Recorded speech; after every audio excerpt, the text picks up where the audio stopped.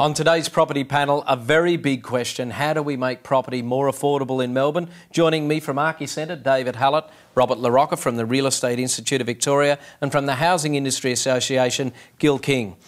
Welcome everyone. Start with you, Robert. It's a very big question, isn't it? And it's a tough one because we don't normally consider how do we pull prices for housing down?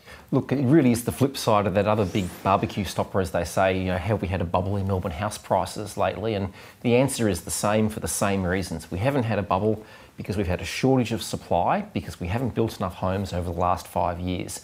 And the number one way to make property more affordable in Melbourne is to build more homes, not just on the city's outskirts, which is apparently quite easy, but in the inner city area. Infill housing is what we need more of if we're ever going to make Melbourne property more affordable. And Gil, is it just so much of it is about land release or available land, or? That's part of it. Land release is a very big, very big part of it, but there's a whole layer of issues to do with regulation, the additional cost of construction of homes, and the additional taxes that have been put on land by the governments. And that's what's holding us back at the moment, obviously? It's a combined effect of a whole range of issues. Is this your experience as well, David? Is this what you're finding, or? Yeah, look, I think so. I think there's two dimensions to this. One is the price of the land, as Gil said, and perhaps we'll come back to that. But the other one is the cost of actually constructing a home. And I'd have to say that we're building bigger and better homes more cost effectively than we've ever been building them before. I was at the Master Builders Association Awards just recently, and the opening category was for new homes less than $175,000, which is a pretty low price tag for the amount of home that you get these days. So that's part of it, but land, of course, is the other part. I mean, it's those new homes that are more affordable on the city's outskirts. To build those infill homes, it's been found that, you know, you have to spend, I think, about 30% more to build the same sort of accommodation in an infill location than you do in the outskirts. And the difference is the construction costs, the planning costs, so it's the regulatory system and the building costs which is getting in the way. Yeah, that's a very good point. Housing affordability is a very broad topic, and if we're talking about a detached dwelling in a new subdivision 30, 40, 50 kilometres from Melbourne, that's one thing. But if we're talking about a two-bedroom apartment on the inner city or even within the CBD, in dollars per square metre terms, it's a very different equation. So, Gil, in the last, I guess, 15, 20 years, it's been this ongoing, and that's why people are now talking about a bubble, but is it down to things like, I guess we've got a lot of people investing, we've got negative gearing, and there's that demand for property, whether or not people owning it themselves or investing, that's continuing to really push everything up? Yeah, there's a very high demand for housing in Victoria particularly, and we simply haven't built enough homes to meet that demand. Talking about apartments, I've moved into an apartment. I've made the decision to change my lifestyle. I didn't want to drive to work for 50 kilometres every day and back home again at night.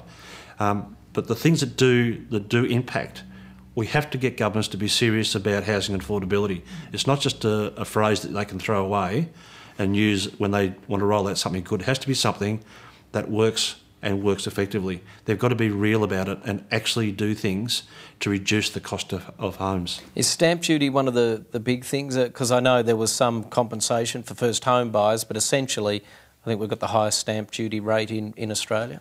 That's right, and it's something that they need to look at long term to just get rid of stamp duty completely. It's a very inefficient tax, and it doesn't actually serve anyone any good at all. It's actually serves the government, obviously. Well, it's lovely for their treasury, for their money that comes in, but at the end of the day, people make decisions based upon a $30,000 to $50,000 to $60,000, $70,000 tax they've got to pay for nothing.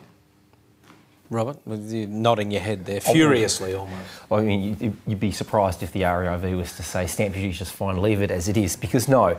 I mean, Victorians are paying more than any other state except at the very top bracket in the Northern Territory, and they're paying more than they were 10 years ago. You know, it's just a percentage of the house price itself. So, you know, the reason that the state budget has fallen into surplus the last couple of years has been because of home buyers and Treasury's expectations being wrong. So stamp duty is a component of it, but it really is supply, and it's that discussion you have about not being enough rental homes. It's the same problem. We don't have enough supply. Between 2005 and 2010, our population rate of growth doubled in Victoria, yet the rate of dwelling construction stayed about the same. So of course there was a big gap that opened up, and that's why house prices increased twice as fast, and rental costs did as well. What incentives then would you think, and I'll throw that open to any of you, what other incentives could there be besides cutting stamp duty to encourage people to build houses? Well, over the last couple of years, we've seen all sorts of incentives. We've been grants for first home builders or buyers. We've seen stamp duty cuts in the last several months, and these things are incentives, but they probably only nibble away at the big cost, which is the land, as I said, and of course the construction of the building itself. And I'm not convinced that we can build much more cost effectively. There's probably a little bit in it, but at the end of the day, it costs you a certain amount of money to build a building. What about issues like star ratings and I guess in rural areas, I guess there's a fire danger, those sorts of things. Are they having an impact? Yeah, every regulation that comes in adds a cost to new home construction. David, you had some thoughts on that?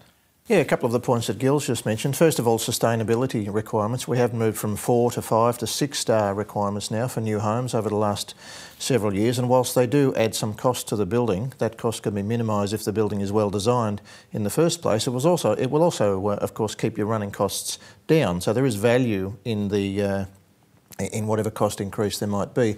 Also with the bushfire construction requirements that were introduced last year, again, there's a lot of value in those in the sense that people will have a more fire-resistant home. Could there be more assistance given, even from a federal point of view, for people buying their first home, or with repayments or long-term, or does that only do what happens with the first homeowners and we see prices going up because people have the chance to get into the market? Now, people should be incentivised to actually construct a new home.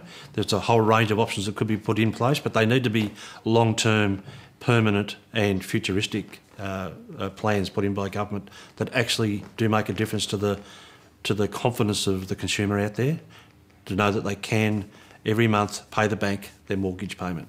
That's the big question for most people, isn't it? That fear of not being able to make repayment, mortgage stress, as it was called. Well, you see with the economy, people's concern over that is reflected in the housing market, having a bit of a soft period right now. So people do need to have confidence. But the real key is supply, and more supply in areas where governments have not met the challenges they have, which is in the inner city. You know, planning, whenever it comes up, whichever government has been in, has made a range of noises and generally worries about what voters think, of course, that's their job, but that's resulting in not enough decisions for new developments in the inner city and using that available land that we've got closely located to public transport. And also, though, I guess it's the constant bureaucracy, I guess, it's the planning and developments and things like that. It's not exactly an easy path to tread, is it? Planning, Robert's very right. Planning is a minefield. The delays in getting planning approval for some developments is just it's abysmal. The performance of the planning departments and councils, some do it reasonably well, no one does it really well. And at the end of the day, these things need to be speeded up. The holding cost on land and homes alone adds substantially to the cost to builders that gets passed on to the consumer. Thanks, gentlemen. As I said, you could probably talk about this for a week or two, but thanks for taking part in today's panel. Thank you.